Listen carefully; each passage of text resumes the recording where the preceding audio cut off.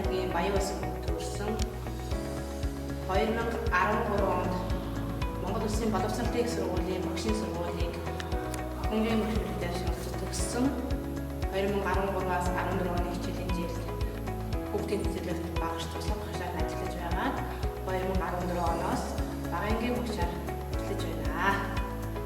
Сурагчдын унших, өөрийгөө илэрхийлэх чадвар болон математик сэтгэлгээ хөгжүүлэхийг түлхүү анхаарч ажилладаг. Сургалтын үйл ажиллагаанд Kahoot, Wordwall, Marchahai, Nandan-Card, Polyglot, Padlet зэрэг аппликейшнуудыг ашиглаж байна. 2021 оноос Дорнод аймгийн хэмжээнд зохион байгуулагддаг нэгж хөтөлбөрийн уралдаанд жил бүр амжилттай оролцож байна. Сурагчдын хүмүүжил төлөвчлөлийг дэмжих зорилгоор эцэгчүүдтэй хамтран ангийн сурагчдын дунд математик Манайгарт олимпиадыг амжилттай зохион байгуулдаг. Ардын аман зохиолоор хүүхдийг хөгжүүлдэг бөгөөд шүлэг унших, зүйрт зөөг, ертөнцийн 3 цэглэх, түргэн хэлэх зэрэг үйл ажиллагаануудыг тогтмол зохион байгуулдаг. Өдөр бүр ангидаа өглөөний уншлагыг тогтмол зохион байгуулдаг бөгөөд хурдан унших, ойлгон унших чадварыг нэмэгдүүлж байна. Ингэснээр анги нийтийн уран уншлагад тусгай байр, тэргүүн байр, уран жиргээ уран уншлагын уралдаанд дэд байр, тусгай байруудыг тус эзэлж байв. Мөн сурагчдыг бүжгийн урлагаар хөгжүүлж бүжгийн авраг анги, шилдэг ангиар нэг удаа тус шалгарч байв. 2024-оос 25 оны хичээлийн жилд